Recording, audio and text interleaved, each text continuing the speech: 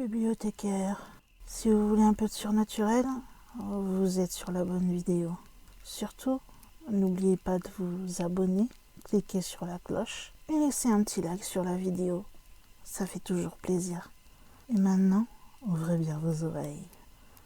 Bonjour chers amis bibliothécaires, j'espère que vous allez bien, que vous avez passé une bonne semaine et que vous êtes heureux de me retrouver ce dimanche pour une nouvelle vidéo. Elle sera, je vous l'accorde, plus longue que les deux autres. Avant de commencer à vous parler du sujet principal de cette vidéo, je vous conseille de vous installer confortablement avec peut-être une boisson bien fraîche, avec quelques glaçons peut-être, et puis quelques petites choses à grignoter, friandises, fruits. Faites-vous plaisir et installez-vous si possible avec les écouteurs dans les oreilles et laissez-vous porter dans cette histoire qui nous emmènera pas loin car nous restons en France. Et nous partons pas très loin de chez moi puisque nous allons à Saint-Quentin.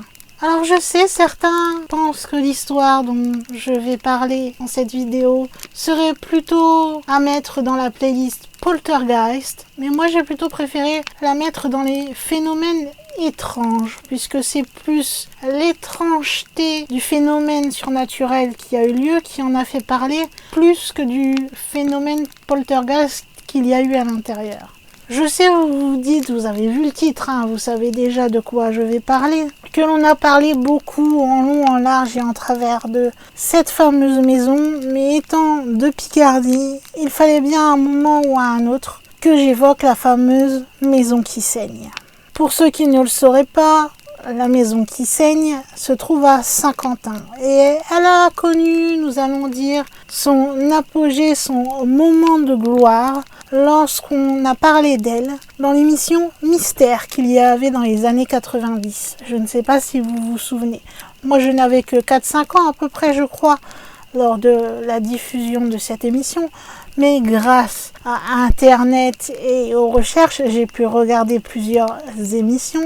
Et je crois, si je ne dis pas de bêtises, que c'était l'une des premières émissions qui parlait comme ça du surnaturel, dans une émission qui était, on va dire, totalement dédiée à ça. Après, malheureusement pour elle, cette émission a connu le revers de la médaille puisque des choses se sont passées qui ont fait que celle-ci a dû s'arrêter. Mais comme je ne suis pas là pour parler de cette émission spécifiquement, je ne vais pas en dire plus sur ce sujet, mais revenir sur notre maison qui saigne. Vous avez un peu maintenant la mise en place de la chose. Nous sommes précisément en 1992 lorsque, dans l'émission Mystère, on va diffuser un reportage sur la fameuse maison qui saigne de Saint-Quentin dans l'Aisne, donc en Picardie. Oui, je ne dis pas les Hauts-de-France, je suis désolée, je suis picarde et fière de l'être. Désolée à mes amis du Nord et du Pas-de-Calais, et voilà. À cette époque, il y avait sur une musique avec un accent aigu qui semblait, savez-vous, plonger dans la terreur, la peur. Le décor était un peu, années 90 quoi, nous allons dire. Et le présentateur Alexandre Balou a commencé à introduire l'affaire de Saint-Quentin. C'est la première affaire que l'émission va explorer. La presse plus tard n'a pas hésité du tout à titrer, en parlant de cette maison, l'affaire de la maison sanglante. C'est lui-même qui dira ceci avec un bon ton lugubre, bien comme il faut, dès qu'il s'agissait de parler de paranormal à l'époque. Maintenant que vous savez où on a entendu le plus parler d'elle, je vais bien sûr revenir à l'affaire de la maison qui saigne. Alors sachez qu'à l'époque, Saint-Quentin, c'était à peu près une ville de 60 000 habitants, qui est donc dans l'Aisne, en Picardie, dans les Hauts-de-France. La maison en elle-même, il y a, comme qui dirait, plusieurs adresses qui sont données. Apparemment, la véritable, ce serait une maison située dans le quartier de Rémicourt, dans la rue des Canonniers. Tout va commencer dans cette maison lorsqu'un jeune couple, Lucie et Jean-Marc Belmer, vont s'installer au mois d'août 1985 dans cette petite maison de Saint-Quentin. À l'époque, Lucie est femme au foyer et elle passe ses journées toute seule avec le chien de la famille, alors que Jean-Marc, lui, est routier et donc souvent absent dû à son métier. Un mois après leur emménagement, des choses bizarres vont commencer à se faire entendre et à se faire voir. Un matin, la jeune femme va faire une étrange découverte. elle va remarquer qu'il y a des petites taches rouges, et cela aussi bien dans sa cuisine comme sur sa literie. Dans le reportage qui a été fait sur TF1, on peut entendre le commentaire qui dit « on dirait du sang ». Lucie, toujours dans le même reportage, dit que au fur et à mesure que j'effaçais les taches, il y en a eu dans le couloir, dans la chambre, dans la salle à manger. Les taches de sang vont même aller jusqu'à s'inviter sur les murs. C'est comme si la maison saignait. Plus il y avait de taches de sang, plus cela la fit paniquer, comme elle était seule la journée, elle ne savait pas ce qui se passait. Au départ, quand ça a été les tout premières petites taches de sang, elle s'est juste dit que c'était peut-être son mari qui s'était coupé en faisant quelque chose. Donc ça l'avait pas beaucoup alerté. Mais que ces taches de sang soient dans sa cuisine, sur son lit, sur les murs, ben là c'était quand même un petit peu plus effrayant. Elle va alors prévenir son mari, qui au départ lui trouve une autre explication pour ne pas s'inquiéter en lui disant que ça doit tout simplement être un effet de la peinture qui ressort simplement maintenant. Sachant que quand je vous parle de taches de sang, n'imaginez pas qu'il y a eu un meurtre ou qu'on a égorgé quelqu'un, hein, c'est pas du tout ça. C'est comme si, comment on pourrait comparer ça? À peu près comme si vous preniez en fait une seringue avec du sang dedans et puis vous savez, vous en mettez un peu partout, tout doucement, ça fait des toutes petites taches comme ça. Donc c'est pour ça que Marie au début a pensé que c'était peut-être la peinture qui était mouchetée, on va dire, et que ça ressortait seulement que maintenant.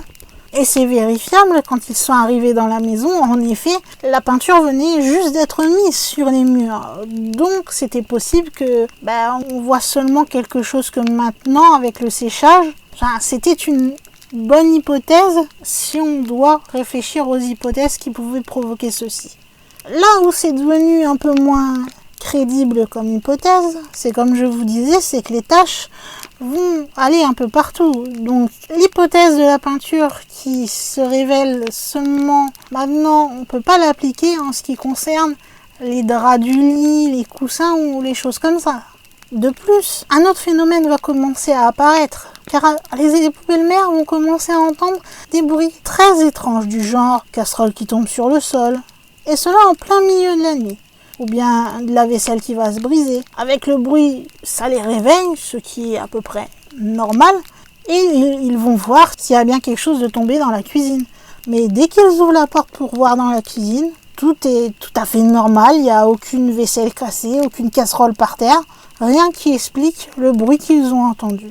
Ils vont aussi entendre des sortes de gémissements, comme si quelqu'un agonisait.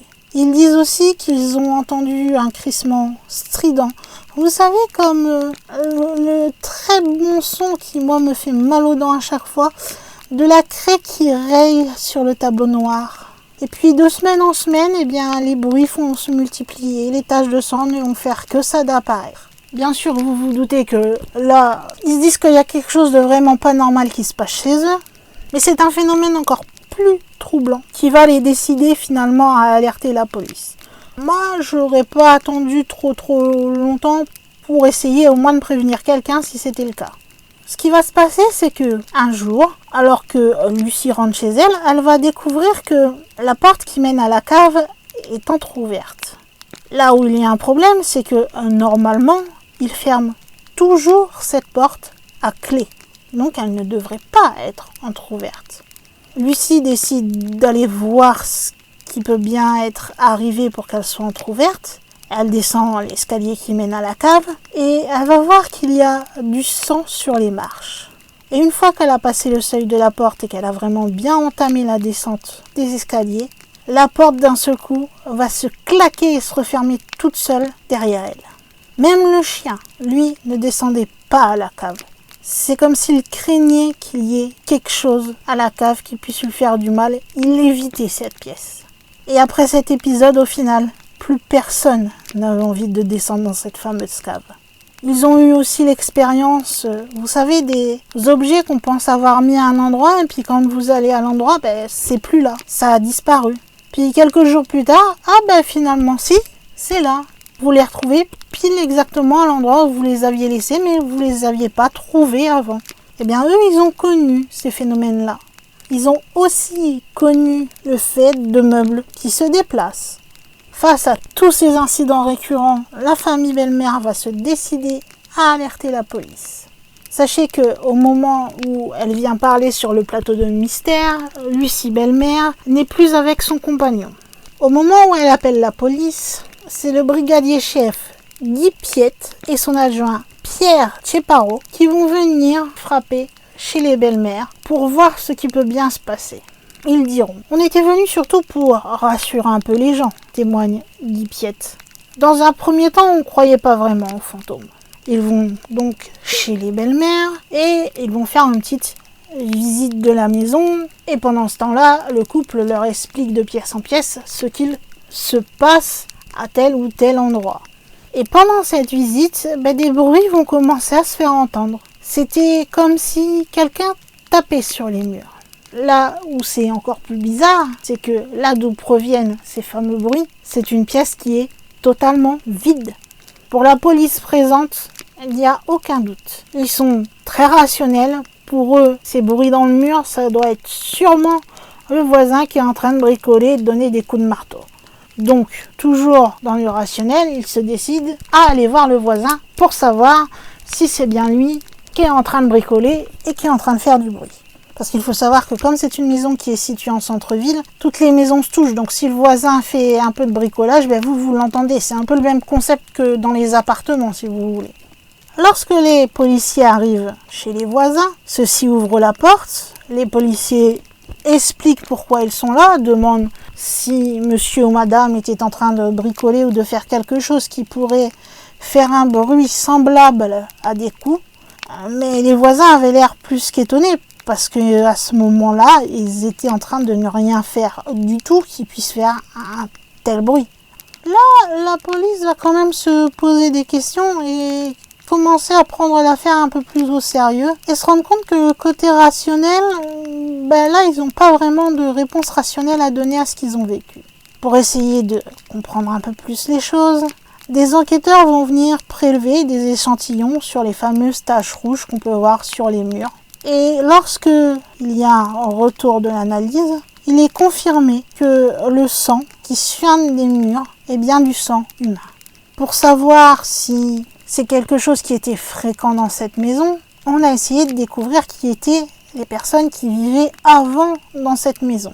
Ils les ont retrouvés et la famille donc qui habitait dans cette maison fut interrogée. D'ailleurs, c'est cette même famille qui, à l'époque, avait fait construire cette maison. C'était les Pironnet. Eh bien, lorsqu'on leur a demandé s'ils avaient vécu de telles choses lorsqu'ils ont vécu dans cette maison, les Pironnet vont tout simplement affirmer qu'il ne leur est arrivé jamais rien de tel pendant toute la durée où ils ont vécu dans cette maison. Les policiers, gardant un petit peu de rationalité quand même dans la chose, vont se dire que c'est peut-être quelqu'un qui s'amuse à faire ça sans que les propriétaires ne le voient. Ils vont décider de faire un petit dispositif assez particulier pour prouver que quelqu'un vient bien faire les tâches, faire du bruit avec les meubles, etc. Pour cela, ils vont tout simplement décider de tapisser de farine le sol de l'entrée. Ils vont faire sortir tout le monde et fermer la maison. Ainsi, et je les cite, on saura tout de suite si ça tient de la farce et de la bande dessinée. Malheureusement pour eux, la petite équipe va vite déchanter, car eux pensaient fermement que quand ils allaient revenir, ils allaient trouver des traces de pas au sol qui prouveraient que c'était quelqu'un de bel et bien réel qui s'amusait à faire peur au couple Bellemare. Sur deux, lorsqu'ils retournent sur les lieux pour voir le résultat de leur dispositif, ils trouvent bien des taches de sang. Seul problème, lorsqu'ils observent la farine qui était posée sur le sol, il n'y avait aucune trace.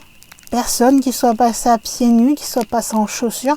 La farine était telle qu'ils l'avaient mise avant de partir et de fermer complètement la maison. Cela n'a pas empêché les taches de sang de se voir sur le sol, sur la table de la cuisine, sur le papier peint du couloir. Ils vont alors décider de prendre des échantillons. Selon un médecin biologiste qui a été interrogé par l'émission Mystère, l'expertise va conclure qu'il s'agit bien de sang humain et non de sang animal. Mais c'est vrai que le rapport n'exclut pas une origine surnaturelle, concède l'expert. Tout cela devient bien mystérieux. Dans l'émission d'ailleurs, ils vont en profiter pour faire des petites reconstitutions. Car avec ce qui était arrivé après la police, le couple avait décidé de faire appel à un médium. Pour les besoins de l'émission, ils ont refait la scène de la venue du médium dans la maison.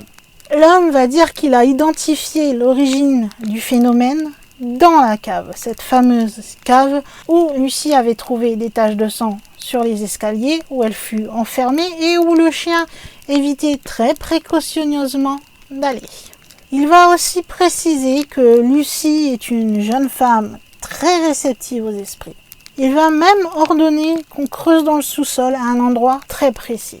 Cela va être filmé, donc se passer sous l'œil du reporter présent, des policiers et des propriétaires. Le propriétaire s'appelle Monsieur Fenet. Lui, il a été mis au courant par la rumeur, c'est même pas le couple belle-mère lui-même qui l'a appelé pour le prévenir. C'est avec le fait que les policiers, tout ça, viennent, ça s'est répandu et du coup c'est venu jusqu'à ses oreilles. Moi je trouve ça bizarre personnellement qu'il n'ait même pas essayé d'appeler le propriétaire pour voir déjà avec lui. Mais bon, je ne suis pas là pour juger. Donc en présence de tout ce petit monde, ils vont creuser le sous-sol. Et finalement ils ne vont rien trouver du tout. Il n'est pas exclu cependant que des ossements humains puissent retrouver dans le sol. C'est du moins ce qu'ils pensent. Mais ils ont beau rechercher, ils n'ont jamais rien trouvé. Seul fait qui peut être un petit peu troublant, pendant qu'ils sont en train de refaire la scène, c'est que Guy Piette, donc je vous rappelle l'un des policiers, va assurer qu'il a ressenti comme une pression de doigt. Vous savez, comme si on essayait de l'attraper au niveau de l'arrière de son bras. Il s'est retourné, mais il n'y avait personne. Le brigadier chef va ironiser en disant « Les cheveux me sont dressés sur la tête ». Au bout de 3 semaines d'épouvante, Lucie et Jean-Marc Bellemare vont définitivement quitter cette maison, qu'ils vont considérer comme étant une maison maudite, alors qu'elle aurait dû être la maison de leur bonheur. Mais vous savez que même s'ils quittent la maison, il faut qu'ils recherchent une autre maison en attendant. Les belles-mères vont louer un appartement pendant quelque temps en attendant qu'ils essaient de comprendre ce qui se passe dans la maison. Ils vont alors faire venir un prêtre exorciste qui lui va dire qu'il s'agissait directement de l'œuvre du diable et qu'il ne fallait pas essayer de comprendre et détruire tout simplement la maison. D'autres disent que ce prêtre, diligenté non pour inspecter cette maison, va inspecter la maison et conclure que le problème, comme le médium l'avait conclu, vient de la cave. D'ailleurs, apparemment, un crâne humain y fut découvert, ce qui pourrait supposer que les lieux soient hantés. Le prêtre va bénir les lieux et le couple va essayer de retourner vivre dans cette maison. Mais le phénomène a continué à se poursuivre malgré la bénédiction du prêtre. Et c'est à peu près tout ce que l'on sait, entre guillemets, sur cette histoire de la maison qui saigne. Puisque on en a très peu parlé, à part l'émission Mystère qui a fait ce grand reportage sur cette histoire, donc à l'époque sur TF1. On en a un petit peu parlé aux informations, dans un reportage du JT de France 3 Picardie en 1986. Dans l'extrait, on voit que sont filmées les supposées taches de sang et aussi on a un témoignage de Lucie et du brigadier chef Piette. D'ailleurs, le magazine Marianne va contacter la journaliste de l'époque, Françoise Boissonnat, qui était à l'auteur du reportage, pour savoir si elle se souvenait de toute cette histoire. Ce qui est marrant en fait, c'est qu'elle a revu ces images, elle se souvenait même pas elle-même qu'elle les avait tournées. Puis quelque part, ça l'a fait un peu rire de la voir faire ce reportage sur cette supposée maison qui saigne. Elle a même dit « J'ai quand même vérifié que le reportage ne datait pas d'un 1er avril. » Donc elle-même doutait fortement de cette histoire. Moi-même, je vous avoue, je doute fortement de cette histoire. Mais c'est possiblement arrivé, donc je ne peux pas me faire juge et bourreau. Je crois qu'on peut dire ça comme ça. Pour dire qu'ils ont fait du fake et l'affirmer, je ne peux rien affirmer, donc je ne peux juste que donner mon opinion là-dessus. D'ailleurs, en parlant d'opinion, sachez qu'il y a plusieurs hypothèses qui vont être faites sur cette fameuse maison. Apparemment, et je mets des grosses guillemets, si l'on en croit la plupart des articles trouvés sur Internet, la maison a essayé d'être vendue, mais sans succès. puis auraient été démolis pour mettre fin au fameux cauchemar de la maison qui saigne. Et lorsqu'ils auraient voulu reconstruire une nouvelle maison par-dessus, ils auraient découvert une 50aine de corps de soldats allemands de la Première Guerre mondiale. Et ils en ont conclu que ce serait peut-être la cause de ce qui se passait dans la maison, le sang, le phénomène un peu poltergeist, mais que cela resterait à jamais inexpliqué. Vous comprendrez un peu plus tard pourquoi j'ai parlé en faisant des suppositions. En ce qui concerne les habitants de la ville, pour eux, ils n'y croient pas du tout. Ils pensent juste que Lucie Bellmer voulait juste qu'on s'intéresse à elle, qu'elle se sentait seule du fait que son mari routier était souvent absent et que du coup elle a voulu un petit peu d'attention. Car le plus souvent les événements qui se déroulaient, ils se passaient lorsqu'elle était seule. Certains habitants ont même pensé que le couple avait inventé toute cette histoire pour trouver un moyen de ne pas payer son loyer. Et pour le sang, on a aussi une hypothèse qui dit que ça pourrait être dû à des champignons. Sachez d'ailleurs que depuis qu'ils sont partis de cette fameuse maison, la maison n'a plus jamais saigné du tout. Par contre, ce qui a été prolifique et qui a fait bon marché à cette époque avec cette affaire, c'est au niveau des journaux, puisque l'affaire a fait beaucoup parler à ce moment-là. Et un ancien journaliste de l'Aisne Nouvelle avoue lui-même que ça a permis de vendre pas mal de journaux. Pendant plus d'un mois, tous les 2 jours, il faisait un papier sur la maison. Et le mystère a continué de planer ainsi. 30 ans après, puisque maintenant ça fait plus de 30 ans, les gens se rappellent encore de cette histoire. Comme si ça s'était juste passé la veille, tellement les journaux régionaux en avaient parlé. Et les habitants aussi, du coup, en avaient parlé pour d'autres raisons que le paranormal. D'ailleurs, une journaliste, Alice Meunier, a même fait une enquête en 2014 pour le Courrier Picard sur cette fameuse maison qui saigne. Et elle dit d'ailleurs que après qu'elle ait interrogé certains habitants, chacun y va de sa petite hypothèse. Une résidente de la cité de Mulhouse, qui a été jointe au téléphone, a dit que tout cela n'était que des bêtises, qu'elle ne parlerait pas de ça, et elle a raccroché au nez d'Alice.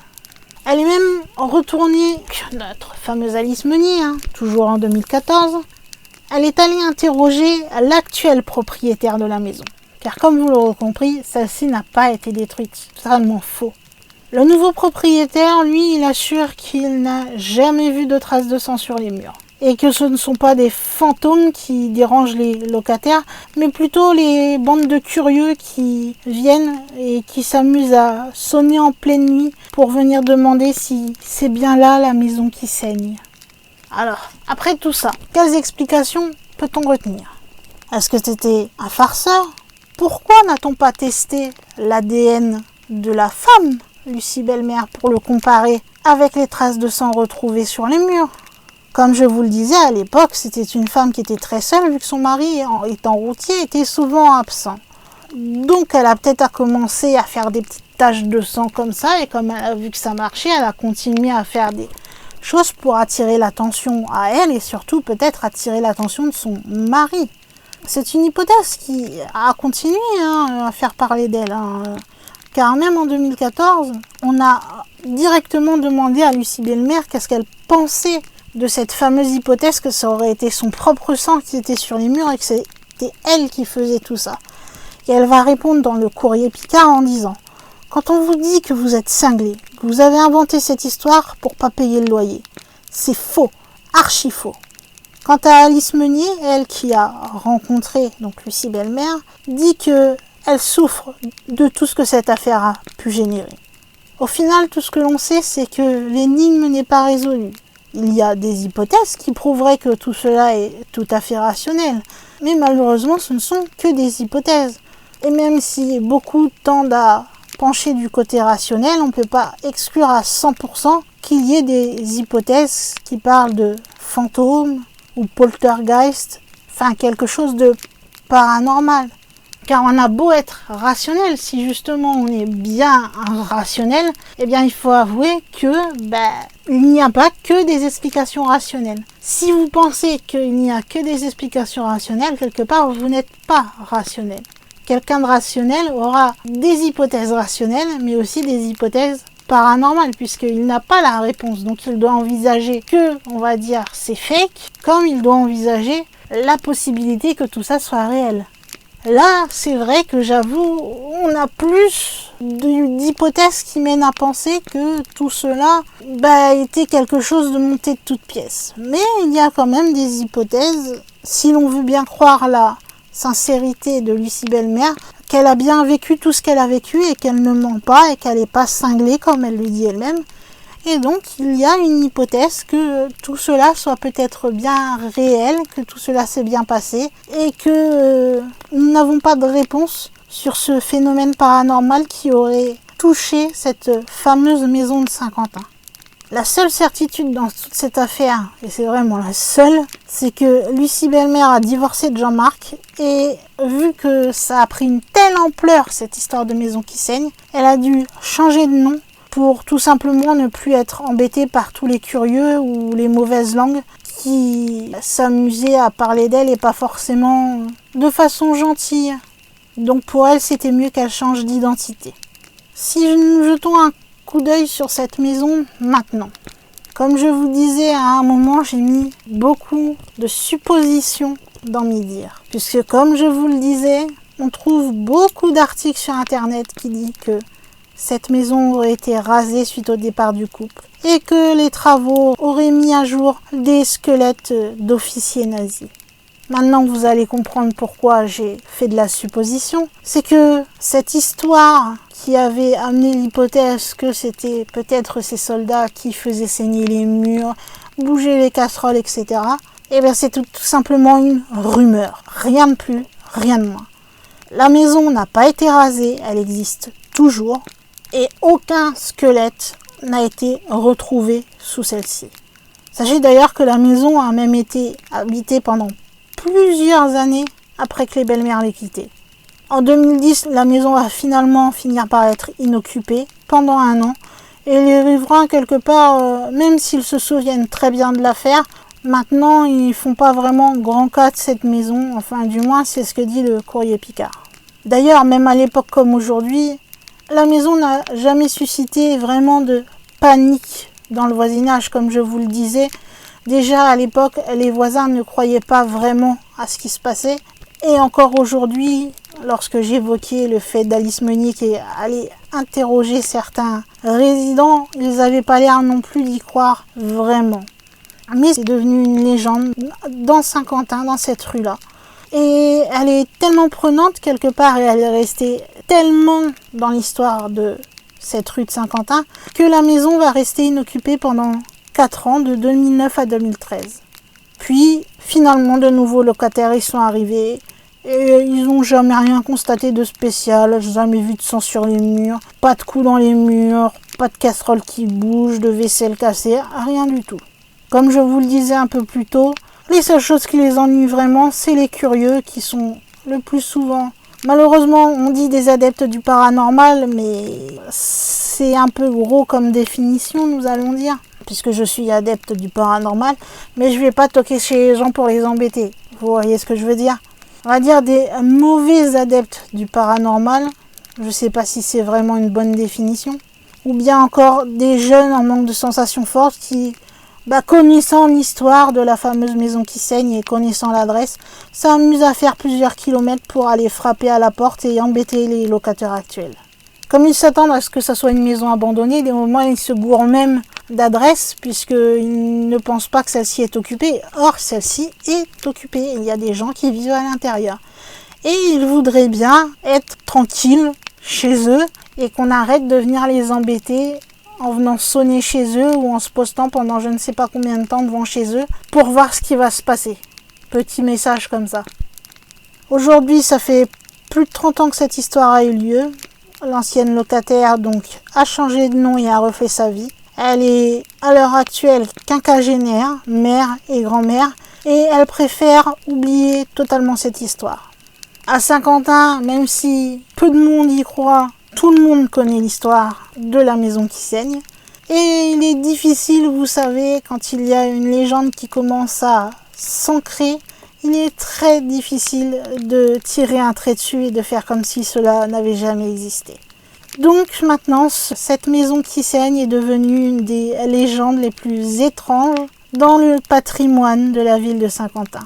Enfin, dans le patrimoine paranormal. Et ça reste toujours un des plus grands mystères de France, puisque cela n'a pas été résolu. Je ne sais pas ce que vous pensez, vous, de toute cette affaire. Moi, en effet, je trouve cela bizarre et c'est une bonne question qui a été soulevée, c'est pourquoi ils n'ont pas pensé à vérifier que l'ADN trouvé sur les murs, sachant que c'est du sang humain, s'il ne correspondait pas au sang de Lucie. Et s'ils ont pensé à le faire, et j'ai peut-être pas trouvé l'information, hein, c'est possible aussi.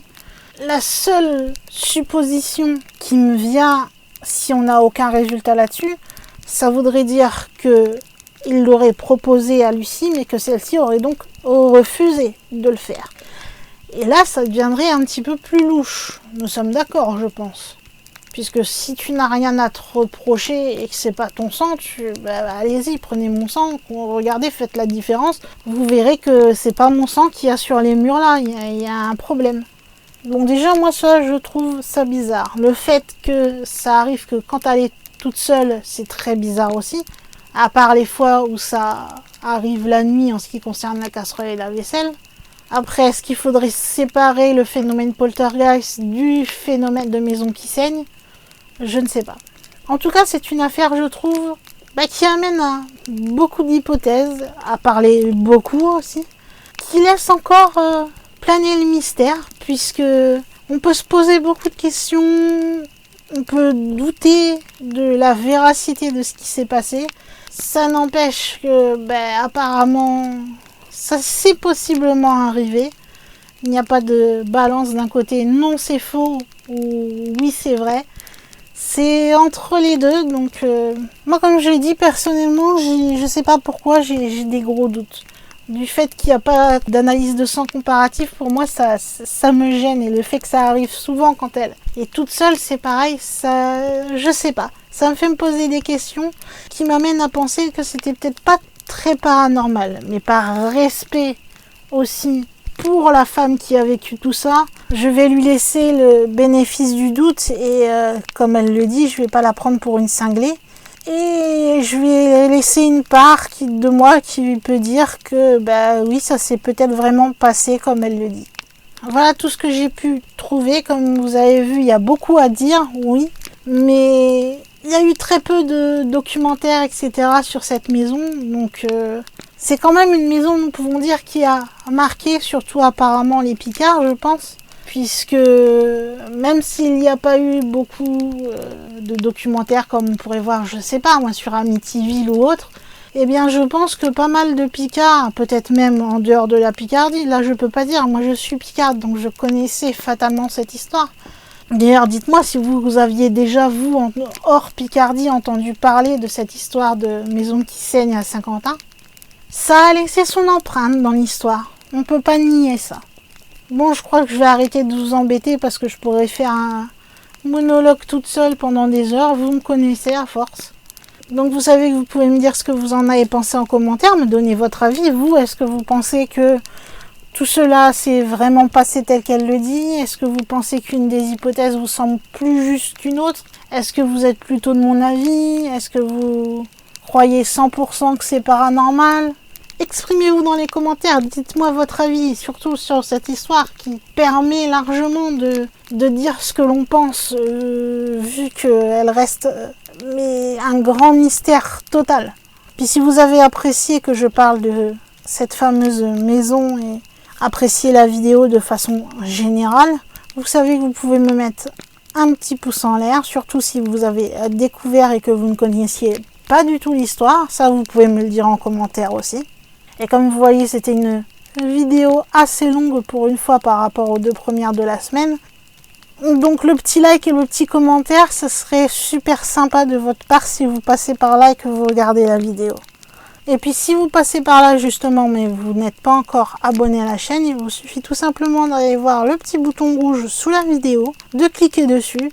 Et si vous l'avez fait, eh bien je vous souhaite bienvenue parmi les nouveaux bibliothécaires de la chaîne. Ou sinon, c'est dommage, vous perdez le fait d'avoir un média gratuit 3 fois par semaine juste en appuyant sur un bouton. Vous pouvez apprendre des choses sur le surnaturel, surtout si celui-ci est quelque chose qui vous passionne. Pourquoi passer à côté? N'hésitez pas. Ça vous prend quelques secondes. Vous appuyez sur le bouton, vous êtes abonné. Voilà. Et puis, si vous voulez ne louper aucune vidéo qui sera postée sur cette chaîne, là c'est tout simple aussi. Ça vous prend quelques secondes. Vous cliquez sur la petite cloche. Vous cochez recevoir toutes les notifications. Et comme ça, dès qu'une vidéo sera publiée sur ma chaîne, vous aurez une notification YouTube pour vous prévenir que la bibliothèque de Surnaturel vient de poster une vidéo. Ça vous prend peu de temps et c'est totalement gratuit. Qu'est-ce qui vous empêche de le faire? Surtout que là, beaucoup d'entre vous regardent mes vidéos et ne sont pas abonnés. Qu'est-ce qui vous empêche de vous abonner?